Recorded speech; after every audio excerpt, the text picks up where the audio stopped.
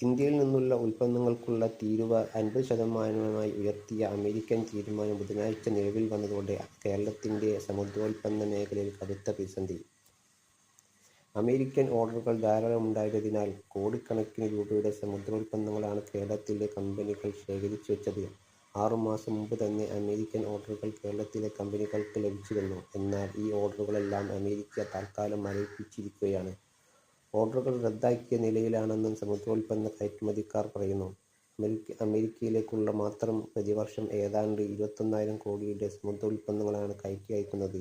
ഈ വർഷം ഇതിന്റെ 10% താഴെ മാത്രമാണ് കപ്പലിൽ പോയിട്ടുള്ളത്. ബാക്കിയുള്ളത് അയക്കാനുണ്ട്. ഇതിൽ അധികവും ചെമ്മീനാണ്. അടുത്ത 6 മാസത്തേക്ക് കയറ്റി അയക്കാനുള്ളവ കമ്പനിയുടെ ഗോഡൗണുകളിൽ സൂക്ഷിച്ചിരിക്കുകയാണ്.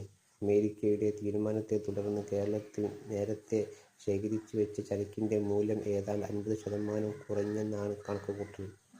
അമേരിക്കൻ ഓർഡറുകൾ മുന്നിൽ കണ്ട് കോടികളാണ് കയറ്റുമതി കമ്പനിക്കാർ ചെലവാക്കിയത്. അമേരിക്കൻ വാതിൽ അടഞ്ഞതോടെ ഈ നിക്ഷേപം പാഴാകുമെന്ന സ്ഥിതിയാണ്. ചൈനയും പിന്മാറുന്നു.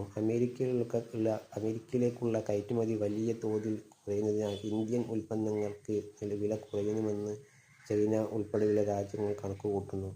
ചൈനയും വിയറ്റ്നാമും തായ്ലൻഡും നേരത്തെ നൽകിയ ഓർഡറുകളിൽ നിന്ന് പിന്മാറുന്നതായി ബിസിനസുകാർ പറയുന്നു.